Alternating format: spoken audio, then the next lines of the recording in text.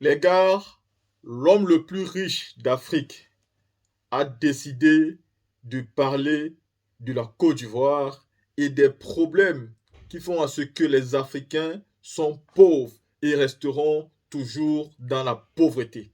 Pourquoi nous resterons toujours déniés? Oui, monsieur Dangote, le Nigérien, qui est l'homme qui est le plus riche en Afrique, va nous démontrer à suffisance les petites bases qui démontrent que l'Afrique est très loin de s'en sortir. Et pourtant, l'Afrique a tous les moyens pour pouvoir s'en sortir et être la première puissance au monde. L'Afrique a les moyens pour que les citoyens africains ne cherchent plus l'Eldorado ailleurs que dans leur continent. Parce que le bon Dieu nous a bénis. Même s'il faut qu'on oublie un peu nos matières premières, s'il faut juste qu'on tienne compte de notre terre, la terre africaine. Vous savez que les terres africaines, vous pouvez lancer dessus n'importe quoi et en quelques semaines, tout ce que vous aurez lancé aurait déjà poussé. C'est ça, la chance de la terre africaine. Mais aujourd'hui, dans certains pays africains, on importe encore du riz. On importe encore le blé. On nous parle encore des céréales. Nous avons vu Macky Sall qui s'est déplacé du Sénégal jusqu'en Russie pour aller se poser les problèmes du céréal. La team, avant de continuer avec mon avis, je vous laisse ici écouter Monsieur Dangote. Écoutez. Entre le Ghana et la Côte d'Ivoire, ils produisent les 2/3 du cacao mondial. Et la valeur totale qu'ils touchent, c'est environ 6 milliards de dollars. Mais la totalité du marché du chocolat mondial est de 100 milliards de dollars. Il y a un problème, on est d'accord. Donc vous pouvez bien voir qu'ils ne font que travailler et travailler pour d'autres personnes. Oui, donc nous devons créer des marques africaines. Exactement, nous devrions en fait avoir quelques-unes de ces usines directement chez nous ici. Mais nous devons créer une marque pour pouvoir vendre à Carrefour, Marks & Spencer, etc. La création d'une marque Mo, ce n'est pas si difficile que cela. La seule chose dont tu dois être sûr, c'est que ta qualité est bonne et que ton prix également est bon.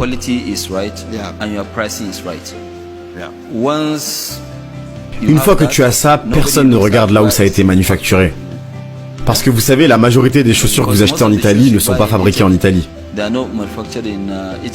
Et spécialement aux États-Unis, par exemple. Oui, les États-Unis ont arrêté de fabriquer. Ils se sont dit, la Chine fait tout maintenant, nous on achète. Vous savez, le riz, au Nigeria, avant, nous avions l'habitude de seulement faire une seule récolte par an. Et maintenant, nous en faisons 2. Nous avions l'habitude d'avoir 1 ou 2 tonnes par hectare. Et maintenant, nous avons des variétés que nous avons importées qui nous permettent d'avoir jusqu'à 8 tonnes par hectare.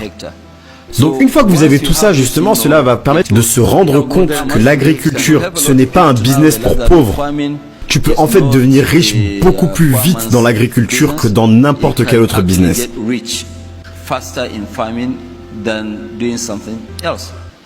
Si jamais vous regardez bien, aujourd'hui nous avons beaucoup de fertilisants que nous avions l'habitude d'importer.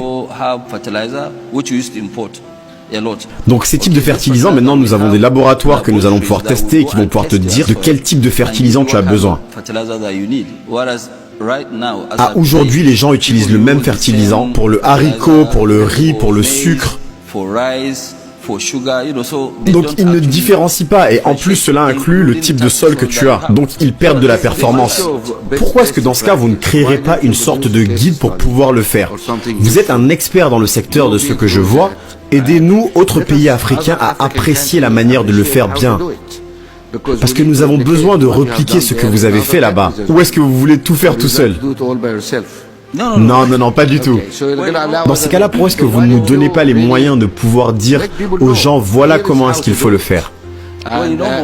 Eh bien, Mo, vous savez, quand vous regardez bien, c'est pour cela que je voyage énormément dans différentes zones.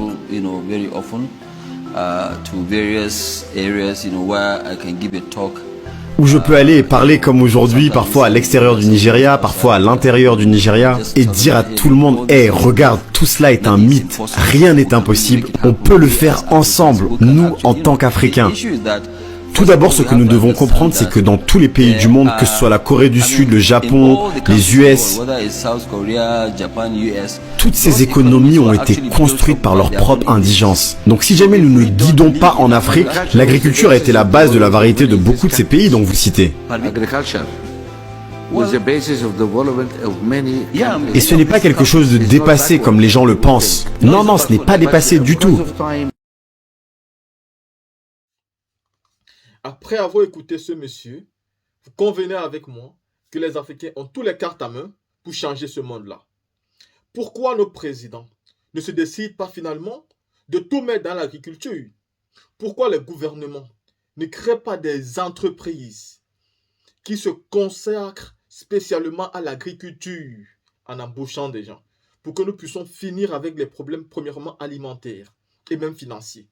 Il vous a donné un exemple ici sur le Ghana et la Côte d'Ivoire qui produisent les 2 tiers du cacao mondial, mais qui au final ne gagnent que 6 milliards de dollars d'argent par rapport à cela. Et pourtant, ce que le chocolat rapporte dans le monde tourne à plus de 100 milliards par an. Vous convenez donc avec moi ici que si c'est dans cette logique-là qu'il faut travailler, nous resterons éternellement pauvres. Ça veut dire, avec notre propre cacao, nous continuons encore à être esclaves des autres personnes. Vous comprenez un peu ce que je veux dire? Imaginez un seul instant, si ces 2 pays-là avaient au minimum 50 milliards de dollars par an seulement pour le cacao. Qu'est-ce que ça pourrait faire du bien à ces pays-là économiquement parlant? Et ça, c'est tout simplement un petit détail parmi tant d'autres problèmes. Pourquoi nos gouvernements ne comprennent pas une bonne fois pour toutes que le bon Dieu a béni ce continent avec une terre fertile qui peut tout prendre? On peut tout cultiver sur nos terres et en un laps de temps, nous aurons des récoltes immenses. Surtout si le gouvernement se donne à bras le corps dans ces investissements-là. Au contraire, le gouvernement, ce qu'il trouve à faire, c'est de dépouiller encore nos cultivateurs. C'est de dépouiller nos papas agriculteurs qui se battent, nos mamans qui se battent dans les champs à pouvoir faire ce qu'elles peuvent faire. Le gouvernement est encore là à diminuer les prix pour faciliter l'achat de ceux-là même qui viennent de l'autre côté arracher nos biens. Vous allez voir que ceux qui viennent acheter le cacao en Côte d'Ivoire, le président Laurent Gbagbo l'a dit, c'est eux qui imposent les prix aux vendeurs. Depuis quand l'acheteur impose le prix aux vendeurs? Nous pensons que c'est le vendeur qui doit imposer les prix à l'acheteur, mais par contre ici, nous avons des acheteurs qui imposent les prix aux vendeurs.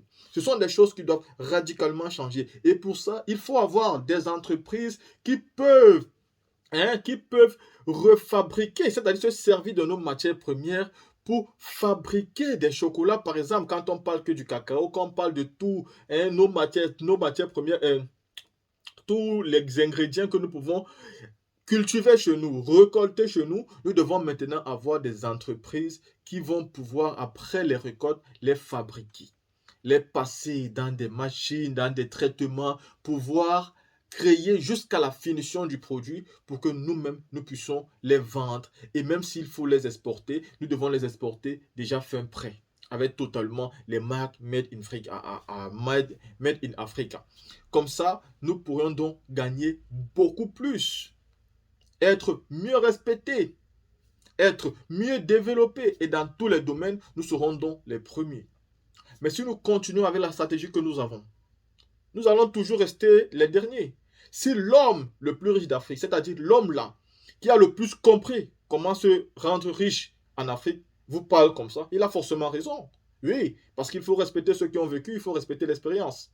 Vous avez votre daron, votre papa, qui n'a jamais pu même pouvoir se faire même 100 millions de francs CFA dans sa vie. Il a en face de lui un homme qui a pu être l'homme le plus riche d'Afrique en utilisant son cerveau. S'il vous parle, ça veut dire qu'il a raison. Il a totalement raison dans ce qu'il est en train de dire. Mais est-ce que nos dirigeants vont donc accepter cela? Non, ils s'en foutent complètement. Parce que quand on leur donne les 6 milliards de dollars, eux, ils vont d'abord retirer pour eux et mettre dans leur compte privé. Et maintenant, le reste, débrouillez-vous. Mais ils s'en foutent du développement de l'Afrique. Vu que ça va les perdre du temps à se rendre riches. Ils veulent devenir riches rapidement. Et qu'est-ce qu'il faut faire pour ça? Alors, il faut dépouiller rapidement le pauvre peuple là, vendre ce qu'il faut rapidement et prendre pour eux. Et c'est exactement comme ça que l'Afrique évolue.